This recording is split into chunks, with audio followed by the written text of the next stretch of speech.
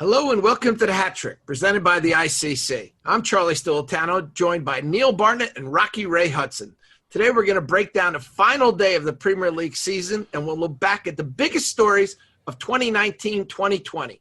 Just a reminder, if you haven't already, subscribe to the show wherever you get your podcasts. You can also hear all our past shows, including Exclusive with Gareth Bale and Kenny Dalglish on InternationalChampionsCup.com. To hear more from the three of us, tune into the football show weekday mornings on Sirius XM FC.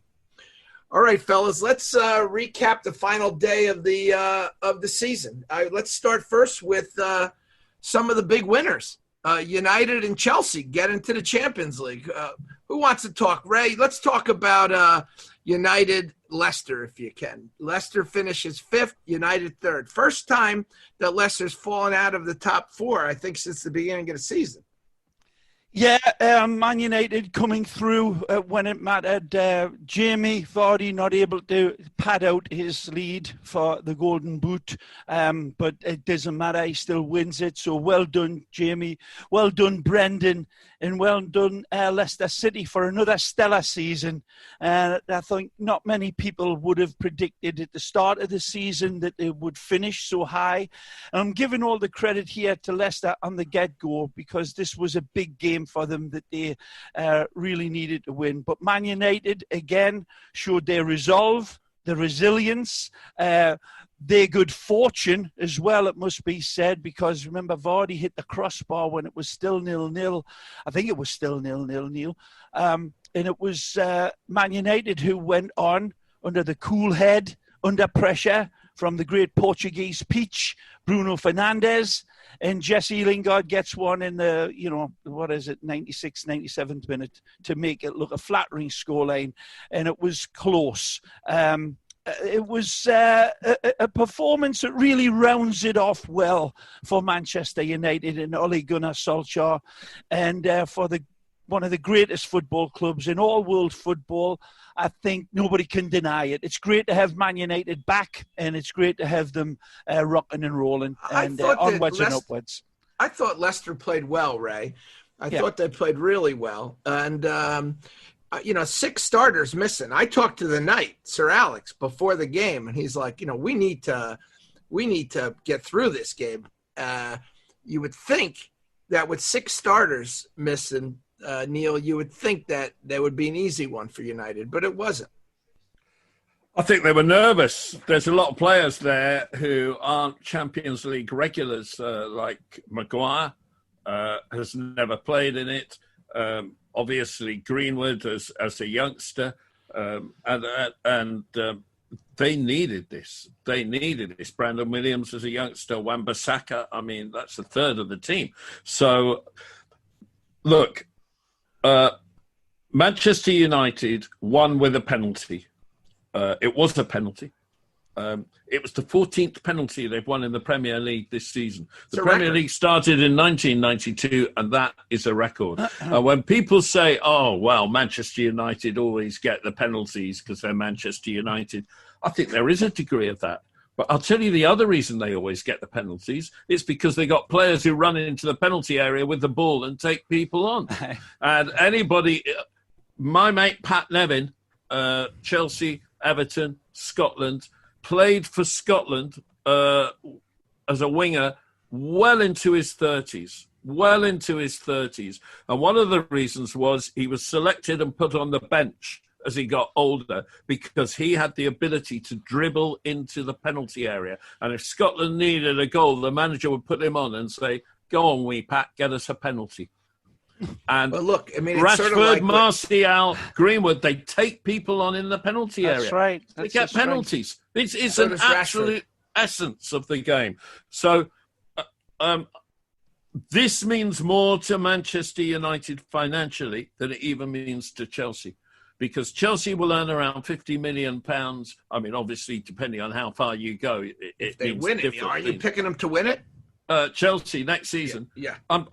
I'm picking Chelsea to win the Oscars, the Golden Globes, and the Rugby World Cup as well next season. But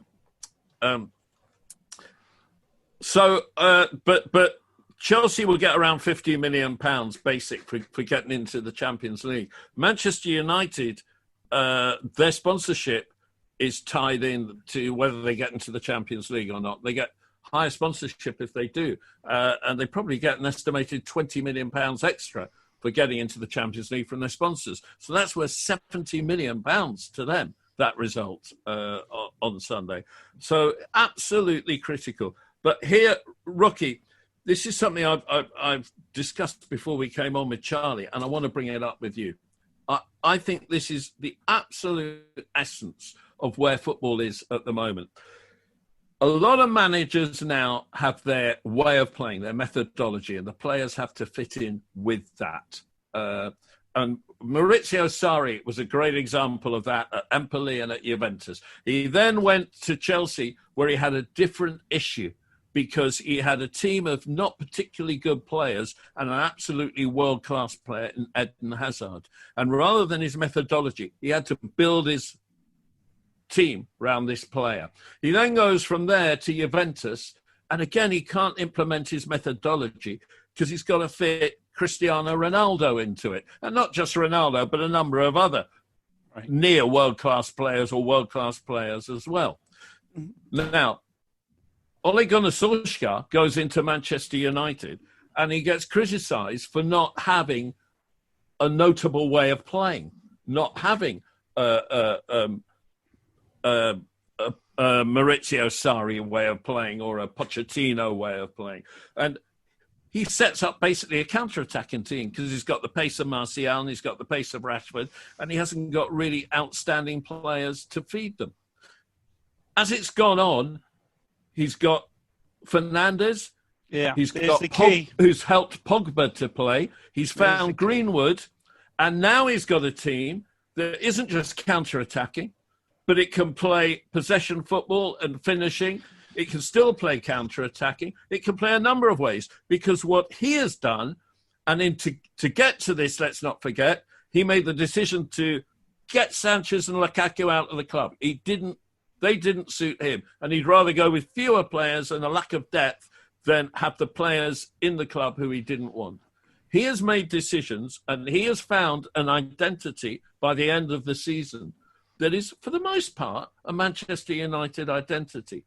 And I think people are going to say, obviously, Klopp's manager of the year, and people are going to scream correctly about the wonderfulness of Chris Wilder and the wonderfulness of Frank Lampard, who, as everybody knows, I believe, is not just the manager of the year, but the manager of all time. But seriously, Ole Gunnar Solskjaer has done a fantastic job, despite the pundits not rating. Absolutely, no question. And if the table doesn't lie, as people say, you look at the stock ladder, and you are there for exactly factual reasons.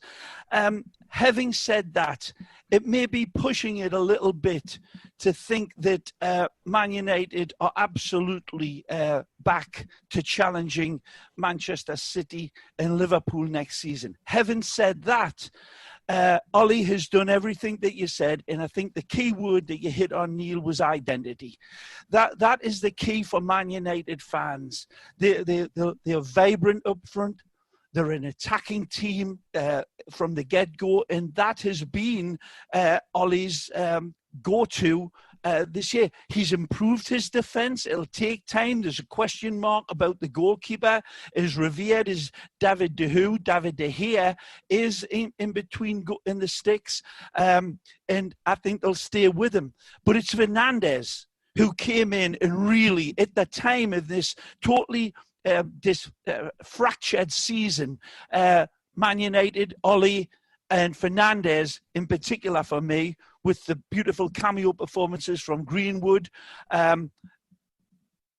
enlivened this team, emboldened them. It's just a shame that they didn't have that rabid fan base behind them, roaring them on, because I think they would have even played better football.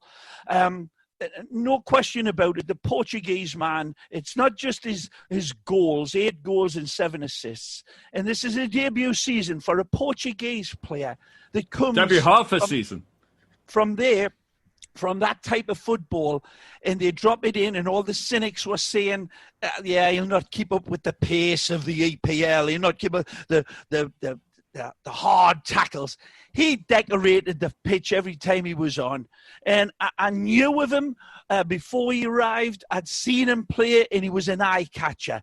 I had concerns. I'll hold my hand up, but they weren't cynical concerns. I knew he'd have an impact. I wasn't sure that he would be able to have the impact that he did. For me, this Man United team is headed in the right direction. They're going to need reinforcements. They're third. They're the best of the rest, but they're still a long, long way behind the brilliant Liverpool and the magical Manchester City. Let's talk. Let's finish. Let me just say a couple things first, guys. You've gone into this, and I was going to save this for later, but might as well get into it right now. You're talking about United, and you're talking about all the changes they've made. I think we're all clear that Fernandez brings such a vision to this team. He's the one guy that I think has changed the whole makeup of the team. But I wanted to focus a little bit on Chelsea and let's go to Chelsea now, okay? Because here's a team that beat Wolves 2-0, and then we'll talk about the fifth place team, Leicester, after this, okay? But let's talk first about Chelsea. They're in for a lot of big players, including Kai Havertz this year. They've already bought some wonderful players. Maybe Neil, you start us off. You must be very optimistic. Well, I'd just like to start by this incredible statistic. While Liverpool got the second most points ever in Premier League history, 99 points, Manchester United got the fewest points, 66, for third place since Liverpool in 1997-98. And Chelsea got the fewest points for fourth place, along with Manchester City in 2015-16, the year that Leicester won it, since Everton in 2004-2005. God, I hate statistics, man. 61 points. But the point I'm making, Rocky, is Manchester United and Chelsea are further behind the leaders than third and fourth have ever been. Amazing. What I would say is this. One of the great pundits at the weekend on television said that Manchester United's fullbacks aren't good enough going forward. They don't match Alexander-Arnold and Robertson, which I thought was a really crass comment, because Liverpool don't have Fernandes and Pogba. That their team is built with a different balance. Yeah, they can improve those fullbacks, but the point doesn't take into account the rest of the side. Chelsea aren't in the same league, even though they got the same points as Manchester United, as the three teams above them. I feel that Manchester United have put themselves in the same league as City and Liverpool, in that they've built their defence, they've built their midfield, they've built their attack. Now all they have to do is improve on the positions. Chelsea haven't got a defence. Chelsea have the worst defence in the top half of the table. Frank Lampard was so frustrated by the performances of Kepa Arrizabalaga that he dropped him for the crucial final game of the season and bought that 39-year-old goalkeeper. Nearly 39, Willy Caballero. Yeah. But I'll tell you as well, that Chelsea team of a decade ago, Cech, Terry, Lampard, Drogba, they're all men. And you look at the Chelsea team now, and mentally they're not men. But Willy Caballero's a man. Willy's a man. Let me or put Big a lasso, Willy, as we call it. Let me put a lasso around this. You look at Lampard, and it begins and ends with him. You look at Man United, and truly, Ole Gunnar Solskjaer, the same thing. Leicester with Brendan Rodgers. For my money, lads, this league this year had situations with these clubs, with these managers, all of them, other than Brendan, the other two, unproven. I know Frank had success with his previous club. It's not in the same league. we've got to give credit here, not just to the entity of their footballing teams, but the man who's at the top of the pyramid.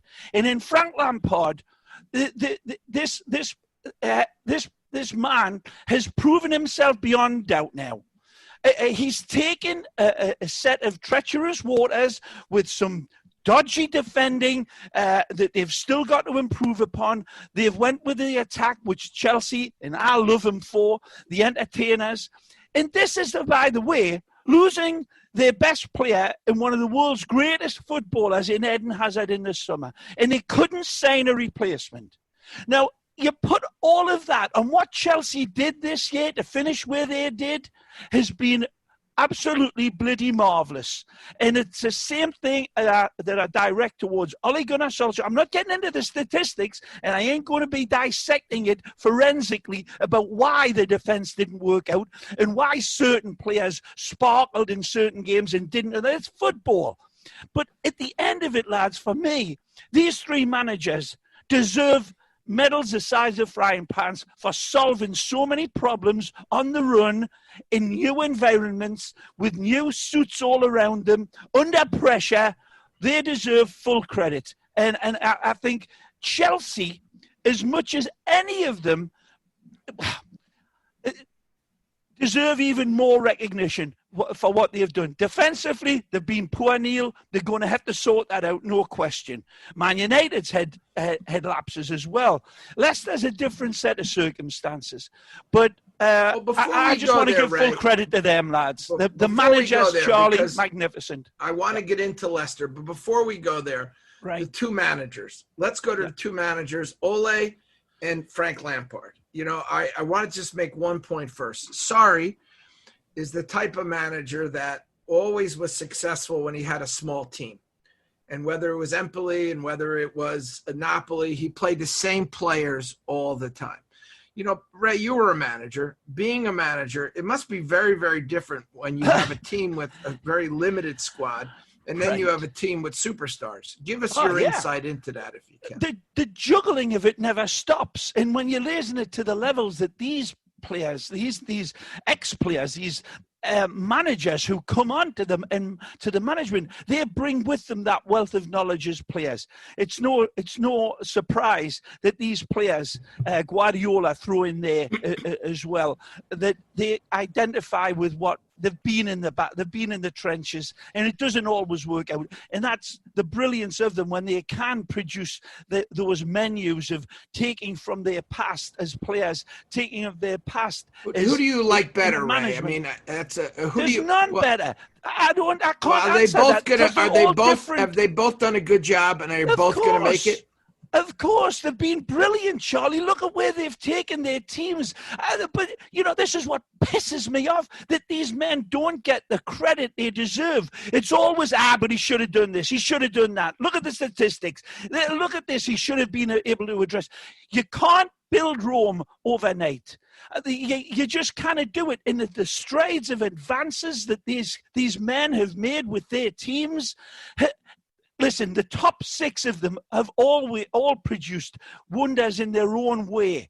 I'm just not a cynical person, John. I'm not a negative person that way. I always look and say, can we not give credit here a lot more? But the human nature is always, well, I should have done this better. I should have done that better. For me, you look at what Lampard achieved, it's been amazing. The unique character that he was, Neil, was carried it through as a player, carried it through as a manager, and for every Chelsea fan, your heart's got to be bursting like the size of a pig on what Lampard produced, because he's a likeable man, he's beloved at his club, and he's produced the damn goods. Ole the same.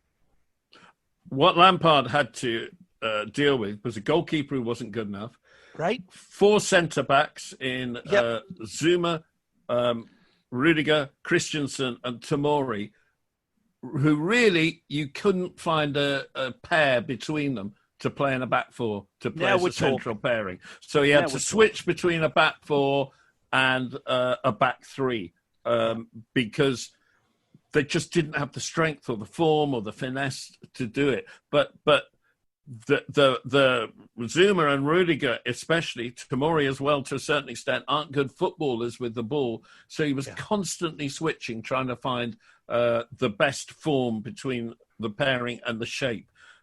He wasn't happy with his left back, but he also had the problem that his defensive midfield was just absent for most of the season. I think he made a mistake in playing Kante in the same position as Sarri did, and it was something that he put right at the end of lockdown, as if he'd revisited that during lockdown, and Kante played in front of the back line after lockdown, and that's when Chelsea really started winning. In fact, they started winning before lockdown when Billy Gilmour played there. And they were preferable to the more experienced Jorginho and Kovacic. Now, the point I want to make here, Rocky, is at the end where he lost Gilmour and Kante to injury, he went back to a back three in order to cover that defensive frailty. Now, what Solskjaer did, he switched between a back four and a back three for the same midfield reasons. They weren't winning midfield until Bruno Fernandes came along. And sometimes he went with a three when the four wasn't working. And then when it was working, he'd go back to a back four when he could. And it wasn't until Fernandes came that he settled on that back four for good.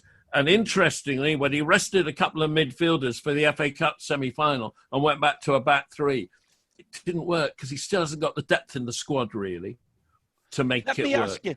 Let me ask you then, Neil. When all said and done, we're getting into the weeds here. You see, this is the part of the danger when there's a summation at the end of a season, like a school report that you have, and we've got to do that. But are you happy? You've known this man. You've known his father. You've known Frank Frank Jr. since he's been in diapers. You've seen him. You're a friend of his. That's frightening. Do you have the faith and belief in your Chelsea blue heart that for whatever flaws people may throw at him, forever the highest standards that he is going to be held up to by Mr. Abramovich and the people beneath Abramovich? Does he deserve more time, and how long will they give him to get this right? There's no doubt you can't be anything but highly pleased, to put it mildly, right? I'll tell you what my fear is. My fear is simple. Mourinho won the league and fell out with the club. Conte won the league and fell out with the club. I have Carlo won the league and fell out with the club. Who did? Carlo Ancelotti. Yeah. I have no fears about Frank Lampard. My fears are about the club and whether they can keep Frank Lampard. Not that he'll leave, but that they'll make wrong decisions over him. Frank Lampard is the right man in the right place at the right time. But if the kids are going to become as good as they can become, and if the club is going to move on and get nearer, and it's a long, long way to Manchester City and Liverpool, get nearer to them, the club has to give it time. The great thing is they're giving it investment. Both Manchester United and Chelsea have been giving it investment. Tottenham and Arsenal need to look at that. They need to look at that. Well, they seem to give their managers, they seem to be patient with their managers also, which is something that David Moyes pointed out. They weren't patient with him. Traditionally, they have been patient, Manchester United, but they weren't with David Moyes, let's be honest. But who can blame them after Sir Alex Ferguson? It's tricky times, right? But they were patient with Van Gaal. They were patient with Mourinho. They really were. They weren't patient with David Moyes. We say it now. It appears like they're being patient with Ole. Quick word on Ole before we look at some other teams. Ray? Quick word on him. Why don't you give us yours? Because me and my perspective is an easy one. I think he's shown his mettle by getting rid of Lukaku and Sanchez. And I think that look, I don't think they were hard decisions. When you have guys like Martial and Greenwood coming up, and you see that every day in training, right? This kid's coming up. And you have Rashford, who's obviously come to the fore last year. I think it's an easy decision to move Lukaku on. right? Especially when there's a suitor that wants to pay a lot of money for him in Antonio Conte, right? And look, maybe that's one of those rare trades that works out for the both of them. But Alexis was just, I got to get rid of this guy. I got to get him out of the locker room because he makes more money than everybody. He's sitting around, and it's just pissing people off. Could you imagine being a kid who starts in front of him and making 1/20th of what he makes? So I think he did that at the very beginning. I think also, I think this is important. Ed Woodward should be given credit. He's solidified the defense. He's brought in guys that are solid players. They got rid of guys like Smalling, guys that were just always on the bubble and always falling off the bubble in the wrong way. I think the big next move that I have to do is for De Gea. And that'll be the courage that, to me, and Pogba, this is, to me, the real test of Ole Gunnar Solskjaer. I will tell you this, that if there's one criticism that has been hoisted on him has been he's not been mean enough. Doesn't have that nasty streak that we talk about. And we see in the last game of the season that Frank Lampard had it. He said, I'm going to take the highest paid goalkeeper in the world, or the highest transfer goalkeeper in the world, and he's going to sit on a bench behind a guy that's almost 39 years old. By the way, Neil was the third choice goalkeeper if Caballero couldn't make it. So I think the big decisions, and really his future, is going to rely on Pogba and De Gea. Two huge guys that he's got to make a decision on. And I'm sure he's not alone, but this will be a really good test for the club, because if Ole wants him out or Ole wants him in, this is gonna be a big test to see who they sign. And I think go on, Neil. Sorry, I think that recruitment's really important this summer for United. I think they need. I mean, the goalkeeper issue is there. People can make their own decisions on De Gea. Dean Henderson's nowhere near ready at Sheffield United on loan. If you saw the first goal Southampton scored at the weekend, it went on his near post. He's made as many big mistakes this season as De Gea, and De Gea's kept as many clean sheets. I think they need a left back who can go forward more, so that Wan-Bissaka doesn't have to. And I think they need a forward who can compete with the others, so that it's 4-3 of a high quality. And Jadon Sancho obviously would fit into that. I'm not sure he'd get in the team, but there you go. You're right, Neil. I think there's a depth that's the last word on it, Charlie. A depth that's going to be needed to be to accent this exciting team in Manchester United now. They've got the midfield maestro. They've got the verve up front. Not quite in the George Best era, but they've got Wayne Rooney and the likes. But these are players, the likes of Rashford, Martial and Mason, that excite. And that's what Man United going to Old Trafford's all about. They were special at the end of this season. But I think adding to this Man United team, for a team that has been big spenders, they've got to get their next signings right for Ollie's sake. Now, you know the inner workings of Man United, these people personally, Charlie, but they've got to back up, like Neil said, they've got to back him up, but they've got to do it really without many, there's not going to be much room for error in Manchester United if they're going to grasp this now. The third place, this is the moment now they need to boost it further with a couple of good signings, and that's not easy, but they've got to get it right. You're listening to The Hat Trick, presented by the ICC. I just wanted to take a second to remind you that we've had a bunch of great interviews that you can listen to back on internationalchampionscup.com. Ian Rush and Liverpool CEO Peter Moore joined us to celebrate Liverpool's first Premier League title. Bayern Munich left back Alphonso Davies talked to us about his meteoric rise. Subscribe to the podcast so you don't miss an episode. Back to the show. Let's talk about Villa staying up. Big club. It's won a European Cup. They are in Birmingham, big city. Really, they had a great last 3-4 games of the season. Let's be honest. Villa have got a capacity at their ground of 40,000. if you take other clubs that have capacities of 40,000, that they could be as big as Chelsea now, for instance, or when Everton were a big club, Everton, Villa are a club that is underachieved for most of its modern history, apart from when you said in the late 70s, early 80s, when they won the league and then won the European Cup.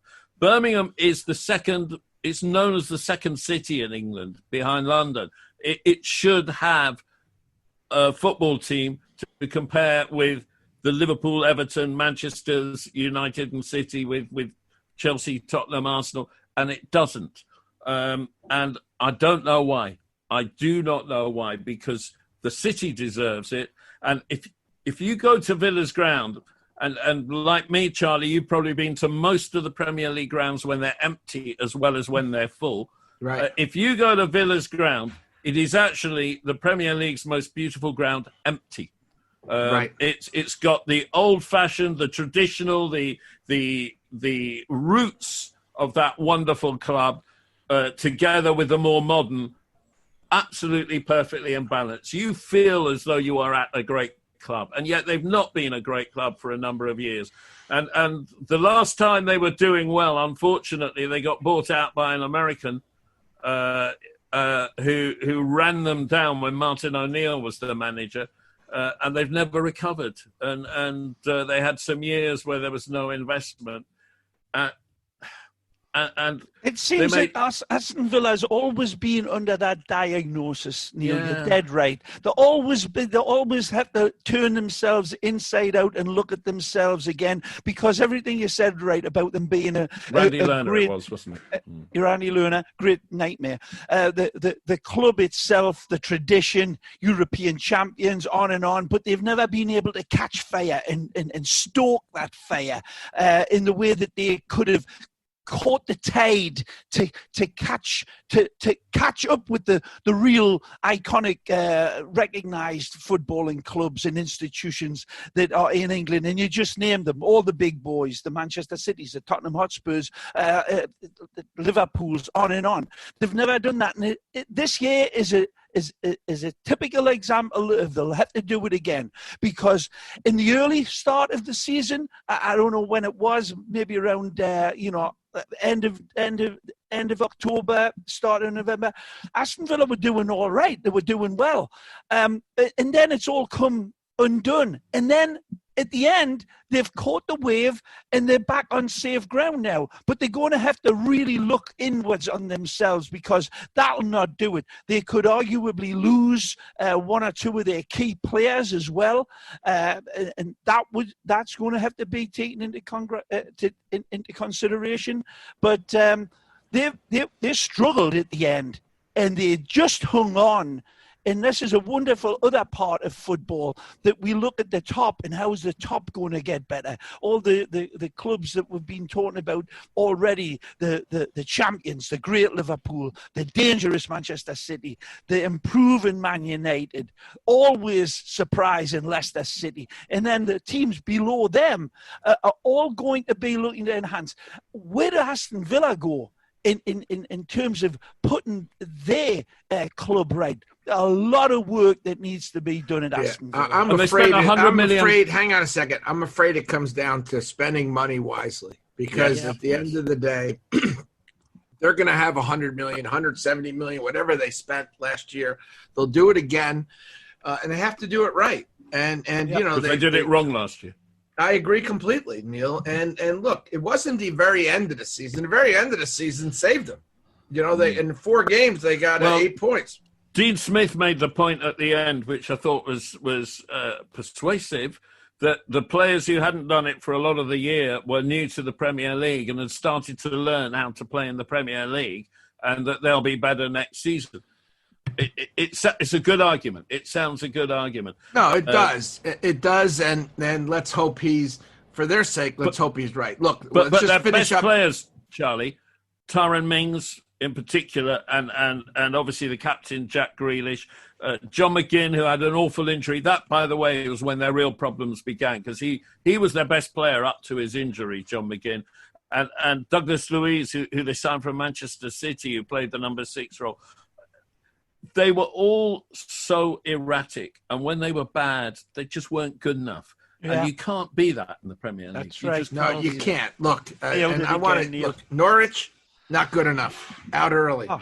Bournemouth and. But remember, Norwich Market, the food market in the centre of town, has the best prunes in Great Britain. French. Okay, that is another thing that I will never ever have to bring up again. That's a good one. And then so we have Bournemouth, Watford, Norwich down. I'm not going to spend a lot of time on them. I want to go back now, if we can, to Leicester. Yes. Okay. Let's. We got to run through these, but let's get through Leicester, Wolves, Arsenal, Everton. I want to make a point about Leicester straight away. Rocky, what I said about Solskjaer, he hasn't gone in with methodology. He has gone in with, I will build what I can around the players that I've got. Brendan's played a completely different way with Leicester to how he played with Liverpool, with Swansea before that, with Celtic. He's gone in there and he said, I've got to build my team around Vardy because Vardy's the best player. I've got to get Vardy scoring goals like he'd stopped doing. I think he's done the most unbelievable job. Leicester in the top 5 with a team, remember, that only Vardy and Schmeichel 4 years ago were in the team that won the league. All the others have been fresh. And he's got them playing in a different way to any of his previous teams in order to get the best out of his best players. Yeah, the Foxes have been had another tremendous season, and no question. And on the back of a lad that's 33-year-old and still looking scalpel sharp, and the way that he's been invigorated by this manager, and of course they've had their own players that have improved and responded. Harvey Barnes often took my eye, Neil. That and Liverpool are meant to be interested in him now. I'm not surprised. I didn't know very much about him at all, but he looked a really good player. Man of the match in some of the games that I saw, and I hold my hand up. I'm too involved with Spanish football to a large degree a lot of times when these games are going on. But whenever I caught Leicester, they were Harvey Barnes, very, very good player. They struggled against the top teams, didn't they, Leicester? When they come up against the better teams, they didn't put their best performances forward. And that says enough of itself. How much did they overachieve again? It's cruel to say it, but it's got to be looked at, that part of it. Up against the top teams, they didn't do well. They couldn't deal with it. They could beat Newcastle United and the likes, but they also ran and dismantled them. But against the top boys, will it be a failure, guys? Help me out here, because I think they're going to be judged by a lot of fans, maybe not Fox's fans, but by a lot of, let's just say, Premier League fans. Aren't they going to be judged? They were 14 points up in January, but United, and fell down the last game of the season. I think it's unfair, personally, but I think that's what people are going to talk about. From where they were, they should have qualified, and that was a failure. From where they were at the beginning of the season was a success. So you have to live with both things. They did bottle it, and then they ran out of players with their injuries because they didn't have a squad, and that's a separate issue. But losing Ricardo Pereira, losing Ben Chilwell, losing James Maddison, and most stupidly Soyuncu with his sending off at Bournemouth, that's what lost it for them. They're all good excuses, Neil, but if we're being honest and frank in this school report at the end of the season, needs to do better, for sure. I think Rodgers was being singing the praises, and Vardy and the team itself that produced another almost Cinderella season again, when not many people would have thought that they would finish that high up again. Look in the mirror. You didn't think that. But what they seem to lack is something that Manchester United have, something that even the likes of Tottenham Hotspur and teams like that. I'm leaving out Manchester City and Liverpool, who have a tough mentality that is cast iron hard and cast iron steel.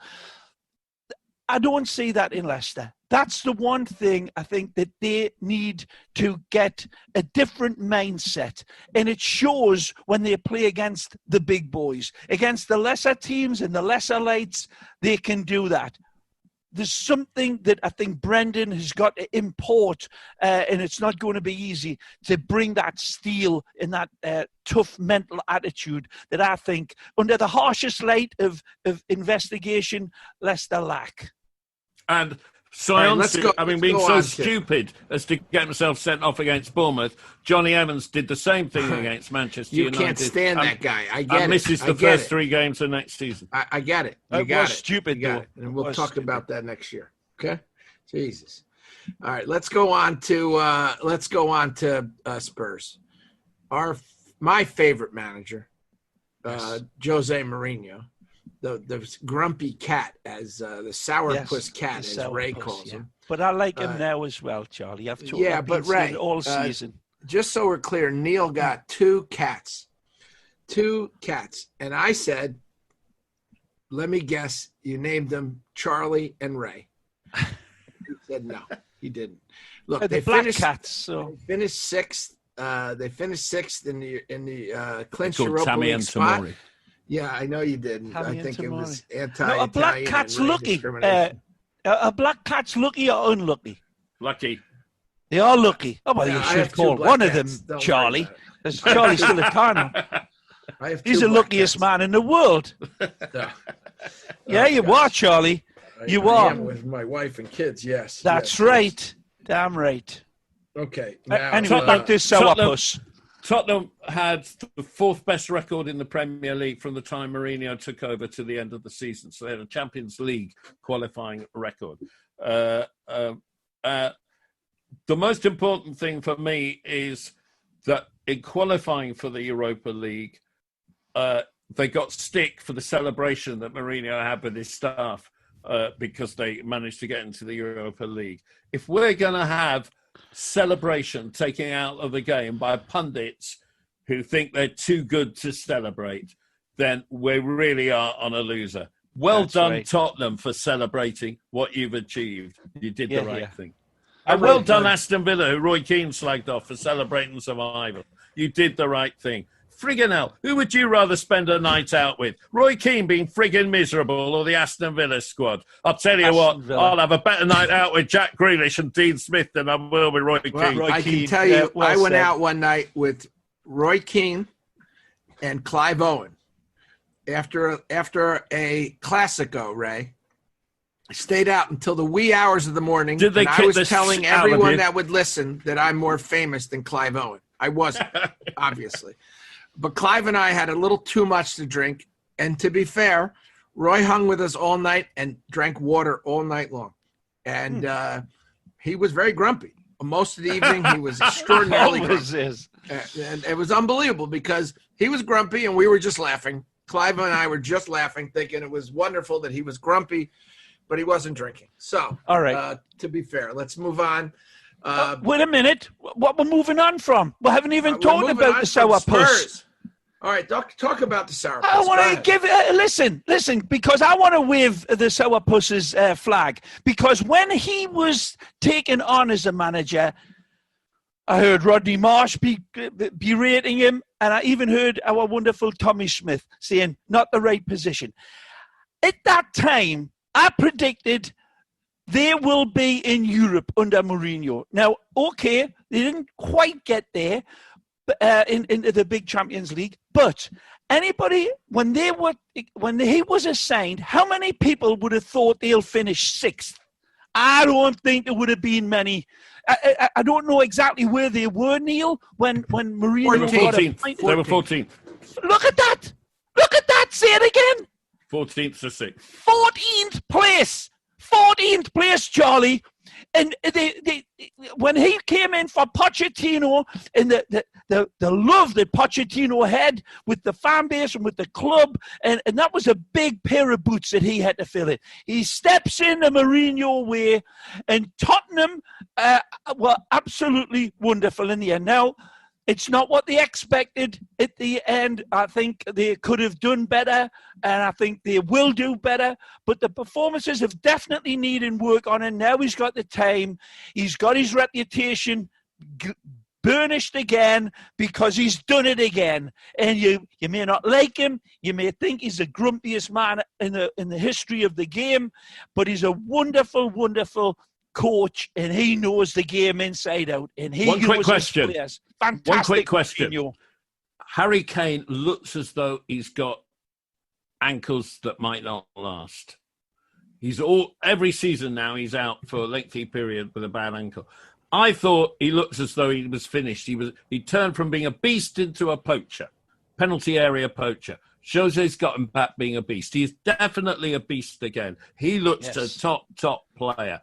But question mark, ankles. If you've got Harry Kane playing like this now, and you know that your club's not going to spend a lot of money, particularly haven't even got the Tottenham Hotspur Stadium got sponsors' name yet with the COVID-19. They haven't been able to manage to get it. They if you lead know the there's Premier no League money, in earnings, Neil. This is not a poor club. But if they haven't got the money to invest in players, would you as the manager now turn around and say, let's cash in on Harry while he's at his best, because he might not stay fit for that much? Who knows possible. how much longer? I mean, and again, start again. One of the real unknowns, and that'd be the biggest gamble that Tottenham Hotspur could conceivably ever take on their star man, their Bandera, he's right, 27. Charlie? He's not won a medal. Yeah, look, he's 27. They're not going to win a medal without him. That's the problem. Exactly. Well, let if me you were tell Harry, would you leave? No. Why would he want to leave?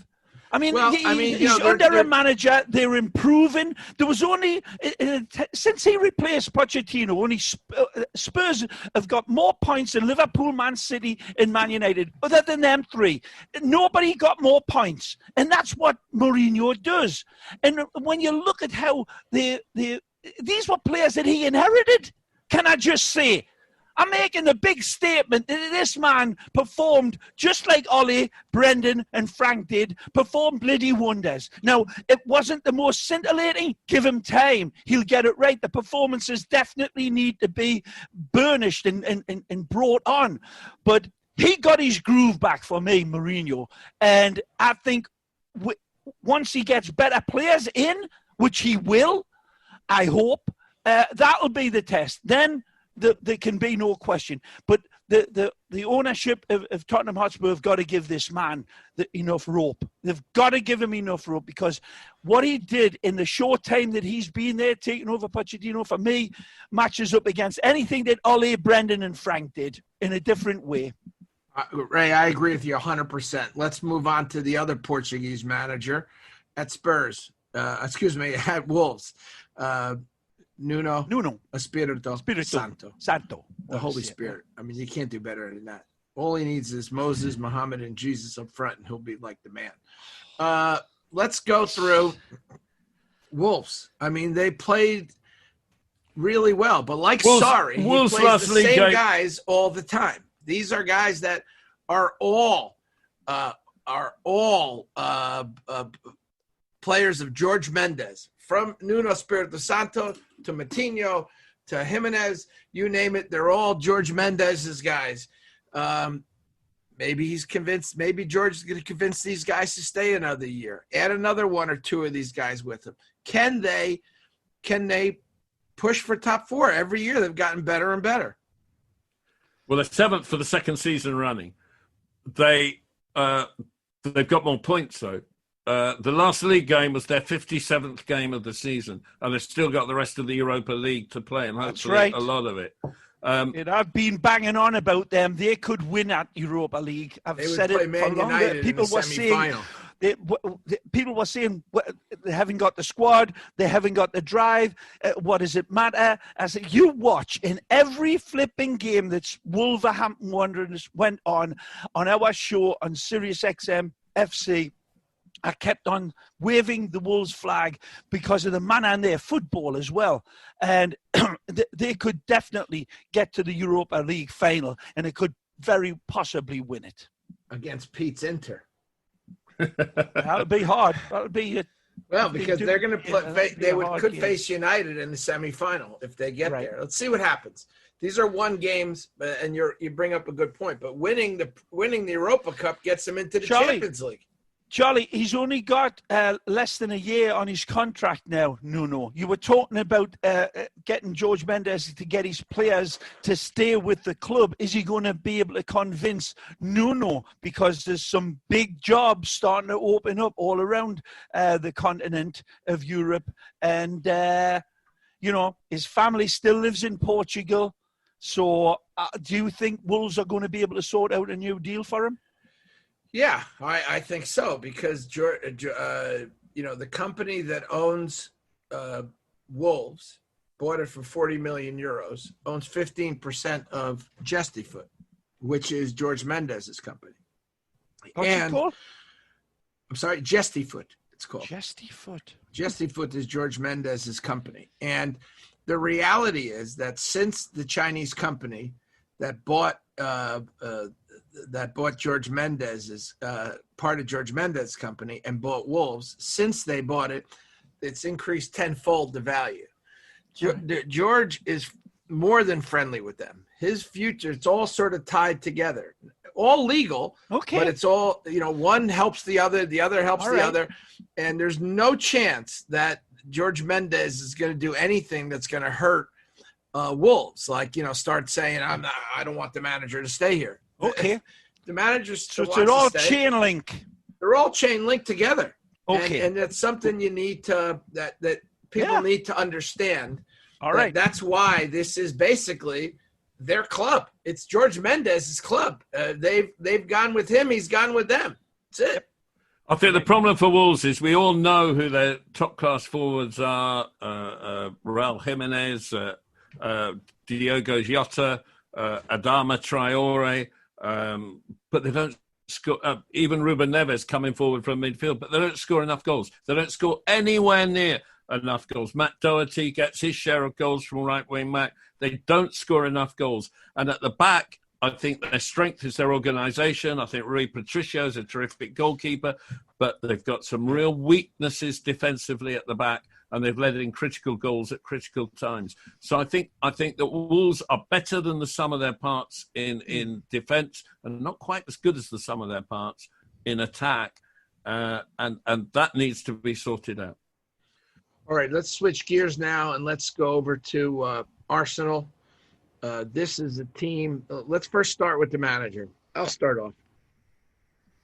I think he's done a really good job. I really think he has. And I think he's brought along some youngsters on that team. They're still very inconsistent. I think the key to them is, can they hold on to Aubameyang? Because this kid is very much like Spurs with Harry Kane. You lose Harry Kane, you lose Aubameyang. I don't know how you replace those goals. I don't see it. But I think what he's done so far is, I think he has brought stability to Arsenal. And I know people are going to say this is the worst performance since, I think it was 94, 95 or something like that. They were in 12th place. But I see some hope here. And I didn't earlier in the year. I was really saying, like, I'm not sure he's the right guy. He seems like a good manager, but he's young. He's inexperienced. I think he is the right guy to take this team. But I think they need some help. They need some players. They need to hold on to Aubameyang.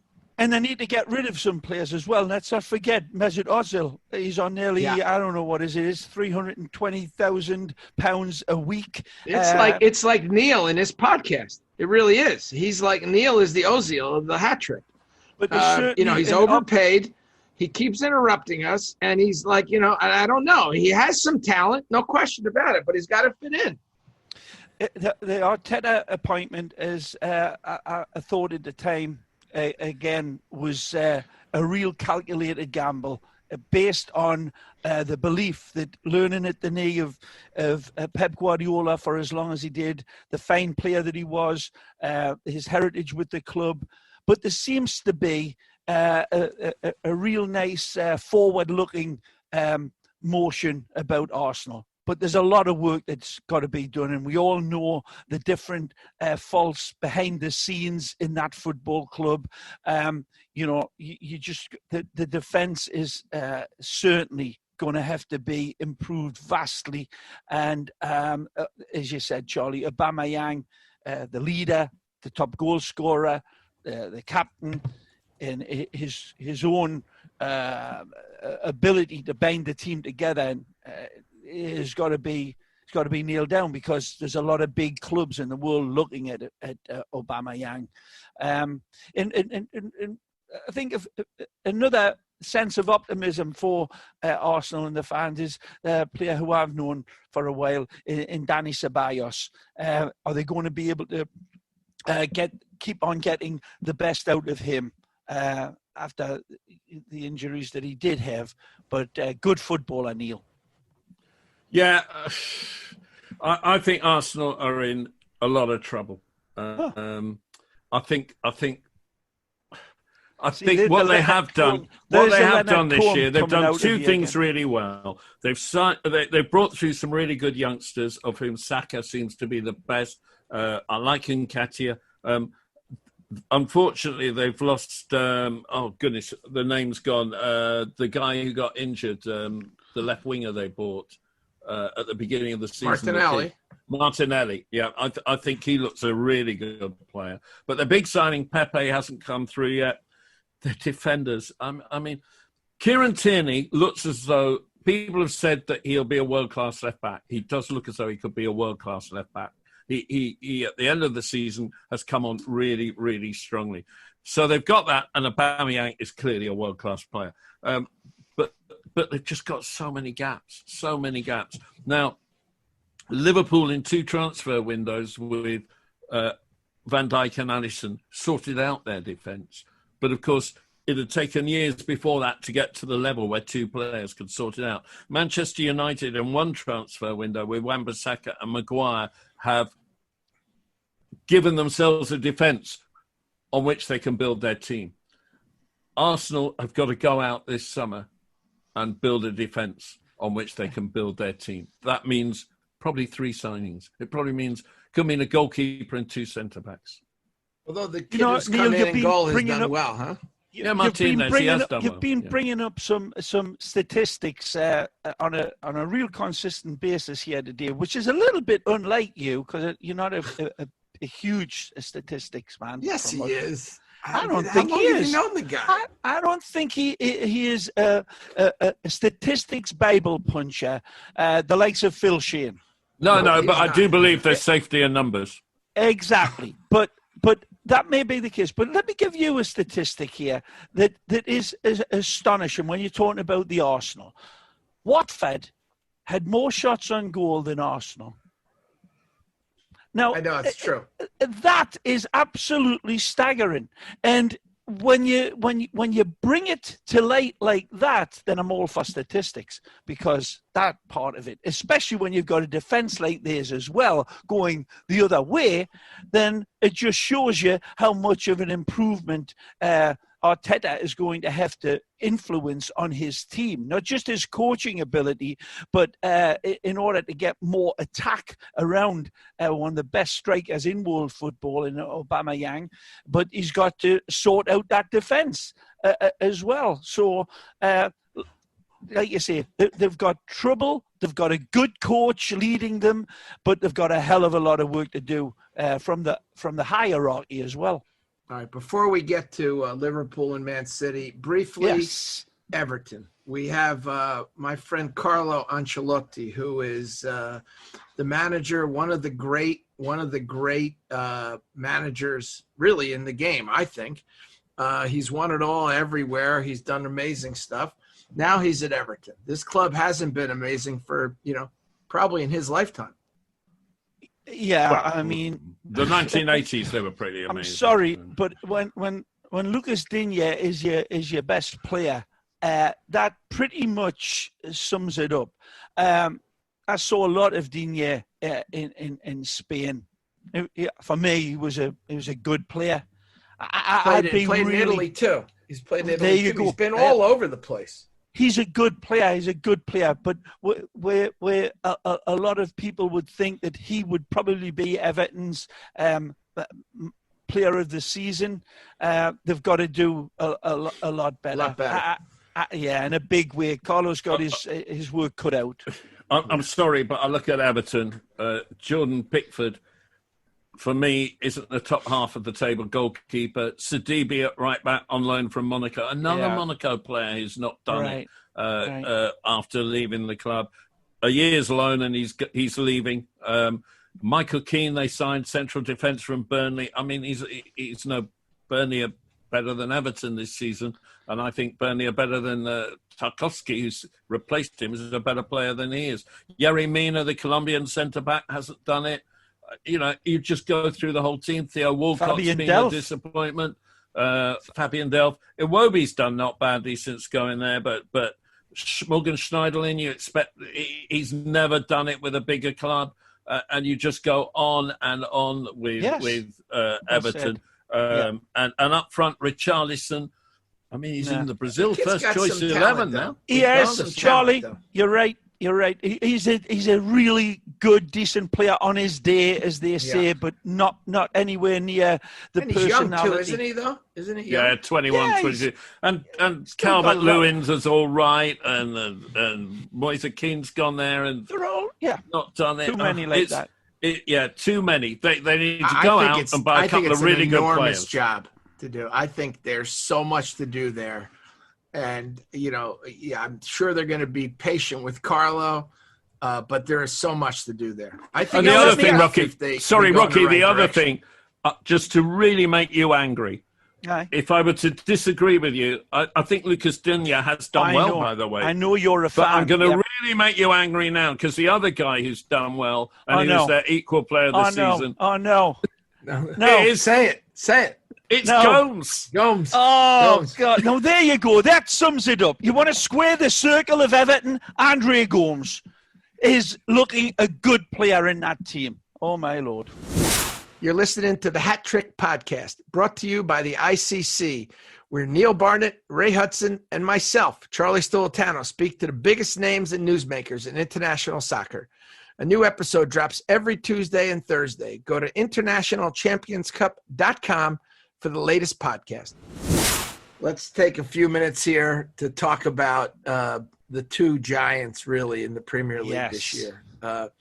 We'll start with Man City. Can they challenge Liverpool? We know they have the greatest, one of the greatest managers of all time, innovator, a guy that's just great. But we talked about this on the football show this week. He's also a guy that, always had a leader in the back, and he doesn't seem to have it right now at Man City. So I don't know if this team is going to be able to challenge Liverpool for next year. Not without some big changes. I'll tell you something, Charlie. There is talk that after his surgery during lockdown, that Sergio Aguero will be fit for the Champions League, including Real Madrid in the second leg of the round of 16. If he's got Aguero fit, that's going to be a completely different picture on the possibility of City winning that trophy. For me, Liverpool, which we'll get to, were miles ahead of this Manchester City this year. The Aguero situation was certainly a component in that. Defensively, the Aymeric Laporte situation was another one that you've got to hold your hand up and say that was impactful. But against the top six, again, Manchester City, which you would have thought with that 2 consecutive years of winning the title, would fear nobody. But they took 1 point from 6 against Tottenham Hotspur, Neil. And Tottenham Hotspur were going through all sorts of transition. Now, that part of it, I think, has got to be looked at as a strange letdown of the season. They got beat home and away against Man United. That that was a hurtful one. They lost some big points as well. You know, they lost some big games where you thought it would be a lot closer. And they weren't clinical, Rocky. Those games you're talking about, they had loads of chances and didn't bury them. 3-0 at Anfield as well. That one was memorable, where you thought, wow, this Man City team's a pale complexion of what they used to be. Plenty of work. I was at the one at Tottenham when they lost 2-0. And they completely outplayed Tottenham. They had loads of chances, but Tottenham deserved to win. They kept a clean sheet and they got 2 breakaway goals. Right, and that's nothing to do with, like I say, that the injuries as well. And one of my favourite players, Bernardo Silva, had a wonderful player, but he started to show some real downers in the way he played, and they always needed him. Neil, Charlie, he was the player when they won their championship last year. Yeah, he's the guy to compliment it. He was the puppeteer. You thought he was going to be the guy doing things. He was the puppeteer. All right, let's move over to Liverpool. They don't seem to have any faults for me. They really don't. From the manager to the forward line to the midfield to the defense to the goalkeeper, I think's the best in the world. I just don't see any flaws in this team. You know, it's all relative. I mean, I guess we'll always compare them to your Barcelona team, Ray, you know, everyone. But, I mean, this is the complete team, I think. And I don't think anybody's going to challenge them next year. I really don't. Well, if Atletico Madrid were in the division, maybe they'd challenge. Yeah, them. maybe. I don't agree with you at all, Rocky. I think your love of Atletico Madrid's performance against Liverpool is complete crap. I think the real reason Liverpool lost that is because A, they had Adrian in goal in the second leg, and B, because Liverpool are flawed. They are flawed, and basically a team that parks the bus, they haven't always got the creativity in order to beat that. And they were going through a bad spell. Let's not forget that in between the 2 legs of losing to Atletico, they lost 3-0 at Watford, for God's sake. So who do you bring in to enhance these guys? I mean, look, no team is perfect except maybe Ray's Barcelona team of 2010, I guess it was, right? Well said. Or my Milan team. No, 2010 Inter Milan were perfect. Sorry, Inter Milan were perfect. Sorry about that. I'm looking at Zanetti behind Pete nearly. Right now. But you know my point, right? But who's more complete than them? I mean, we're talking about teams that park the bus. They have trouble breaking them down, but they have Salah, they have Firmino, they have Mane. You know, I mean, let me ask you a serious question. Like, who do you bring in to replace their fullbacks? Only maybe the kid next to Van Dijk, you can think of an upgrade, right? Oh, you're right, Gomez, he's done well, Gomez. I think, but I'm saying you might think of an upgrade, but that's it, really. I don't see anybody else. Well, what frightens me about Liverpool is this. They've got 2 upgrades coming at the end of the season.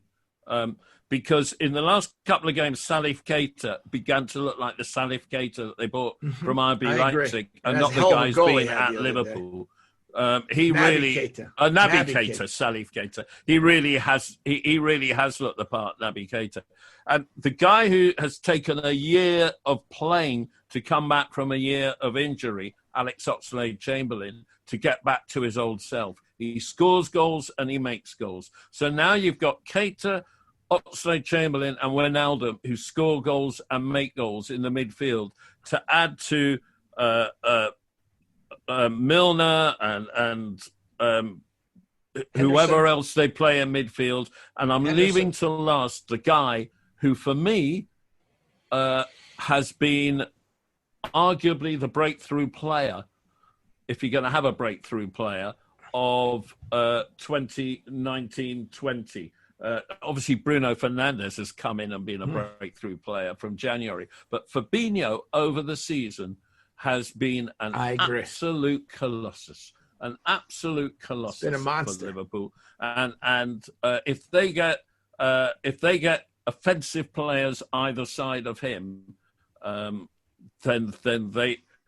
they look as though they've got what it takes. For me, then, they just need one forward who can come in or who can compete with the 3 forwards they've got so that it's always 4-3. Listen, let's go out on this show recognising a true champion, and that's exactly what Liverpool is. A tremendous, brilliant, dominant Liverpool team, football club, structurally impeccable in terms of the way it's run from the hierarchy. Including the Fenway Group, of course, in Boston, but passed on to your good friends that oversee the operation and the general manager, Charlie, to Jurgen Klopp, who are completely in a separate area of expertise, but it's meshed together like with a wonderful synchronicity. Klopp deserves plaudits more so than any other manager on the face of God's earth this season. Amazing. Led by the Ben-Hur behind the chariot in Jordan Henderson, who was recognised by the Football Writers Association as the most integral player of a football and a crucial player of a footballing club, more so than anybody else in the EPL, and totally justifiably so. Klopp did an expertise job, the likes of which Sir Alex Ferguson and Kenny Dalglish and Arsene Wenger at their bests would have been in full admiration of. He was astonishing up until the catastrophe against Atletico Madrid, which was a massive disappointment for them because they thought they could repeat and everybody else thought that they were going to be able to really make a hell of a fist of that. It didn't happen. So now they will certainly be looking to enhance their team. As Neil said, the Joe Gomez situation alongside of Van Dijk is looking more promising as they develop their understanding between each other, because Gomez is still a young man. Van Dijk is at the absolute apex of his game. In the glitterari that they have up front is just spellbinding. The midfield is still something that I see a vague question mark hovering over them, if they're going to repeat next year. And let's just remember as well, they may not have the crowd back at Anfield for a good while.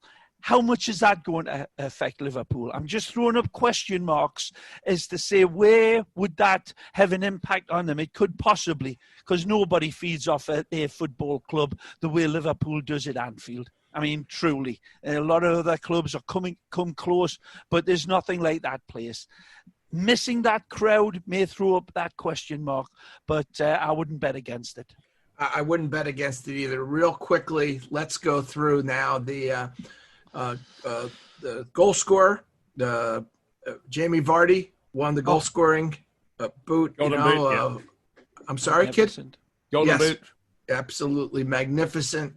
Vardy, Golden Boot, the oldest player ever in the Premier League to win it. But kudos to him. Who is your player of the year? Let's start with Neil. I'd like to divide it into two. My personality of the year, which I think is important in football, I would go with, and I'm going to surprise Rocky here, Jordan Henderson, because what he brought as the captain, what he brought as the person who got the most out of what he had to offer, and what he brought to football as a representative of Liverpool during COVID-19, in getting football as a players' industry to back the NHS has been outstanding. He is a top hero leader. So yep. I would make him the football personality of the year. The actual player of the year, though, for the best quality footballer, would have been for me between Mane and De Bruyne. Because Liverpool have won the league, I'll edge to Mane. I think Man City can win the Champions League, in which case I would jump on De Bruyne. But for just watching them, De Bruyne is the best midfielder in the world. Mane's not the best forward in the world, quite. I'm going with De Bruyne. Absolutely sensational. I would, for me, I totally agree with you about Jordan Henderson. Anybody that's been listening to us on Sirius XMFC, our football show, knows how much I've been in awe of the magnitude of Henderson shown throughout his this success that he's had at Liverpool, and there's been some big characters and big leaders in that Liverpool side, but there's only one Ben-Hur, and that is Jordan, on and off the field, just simply magnificent. But my A-plus situation has to go to Ole Gunnar Solskjaer, by and large, for having the effect of three players that I thought were absolutely crucial and scintillating to the resurrection of Man United during this lockdown: Bruno Fernandes, Martial and Rashford, the season that they have had all in all. So full admiration for those three. But when all's said and done, the gun to the head, there's one man who bestrides this wonderful season, this strange season that went all the way down to the wire, more than anybody else, and that is Jurgen Klopp. Yeah. For me, he wears the crown, not of the EPL, but of the crown of the soul of football, the type of manager that every club in the world would love to have, the wonderful communication he has with his fans, with his players, tactically very astute, proven, and a man it's very, very hard not to like. So well done, Jurgen. Yeah, to me, he's manager of the year, unquestionably. Jurgen Klopp. I give it to Mane or Henderson. I don't know, honestly. They both, to me, have been so great. If you put a gun to my head, I'd say Mane, because he scored so many big goals in big games, especially during their run. To me, I said it before, I don't see anybody knocking Liverpool off their perch. Not for a while. No, I agree with you. I'd like to jump, if I may, to young player of the year. Oh, yeah. And the reason I want to do that is because there have been so many. Phil Foden, Mason Greenwood. Bet you don't get mine. I bet you don't get mine. Mason Mount, Bakary Saka, so many. Tammy Abraham I'd throw in there. But I'm going to give you one other who, in a way, should be a breakthrough player because he arrived in the Premier League this season. But I'm going to demand that he be seen as a young player because of his age. Christian Pulisic. He has come into the Premier League and he has lit it up. He has been as good as anyone could have anticipated, and he had the pressure of a high transfer fee on his head. And Christian Pulisic, Captain America, has made a statement for USA Soccer in the Premier League that probably hasn't been made before. How do you think he played at the weekend, Neil? Crap. See, there's my argument that I've said against him all the time. It's not that he's not a talented player. We all know that Christian is that. The abundance. I said before the game at the weekend, this is the game that I'll be looking at him and seeing where that razzle-dazzle off the bench was when he starts in a game. Now, but he's done it starting in games. That's not the issue. I understand. But my point is the consistency. When you're elevating a player into the category that you just did, next season is going to be a huge year for Christian Pulisic to put his indelible stamp on team performances, game in, game out. I'm not saying he can't have a poor game now and again, Neil. I'm not saying that. But I want to see Pulisic be the leader that he wants, not just for the United States, but for his club, where he consistently stitches together game after game the way Eden Hazard does. That is what's going to catapult him to true world class. To Eden a few years. Young man. Who do you have, Ray? Who do you have? I have a player from a team that is going down, Norwich City. In this little footballer, I hadn't heard of him. I hadn't seen him before he got into the EPL. And from the first time I saw him with the ball, the guile, the touch, the vision, Todd Cantwell. I think he, for me, no, I'm not saying he's going to be the next Iniesta or anything like that, but he was a really nice breakthrough player for me. It's talented, he's young, he's confident, and I love Todd. Yeah, I go with Pulisic. or Greenwood. I'm going to go with Greenwood just because he's so young and is homebred and he hit the scene. But if you pick Pulisic as Young Player of the Year, it wouldn't do anything but make me happy. That will do it for today's edition of The Hat Trick, presented by the ICC. Just a reminder, if you haven't already, subscribe to the show wherever you get your podcasts. You can also hear all our past podcasts, including exclusives with Alphonso Davies and Lothar Matthäus on internationalchampionscup.com.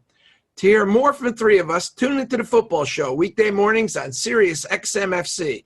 We'll be back on Thursday with a look at Juventus on the heels of their 9th straight Scudetto. Until then, for Neil Barnett and Rocky Ray Hudson, I'm Charlie Stolitano. A domani!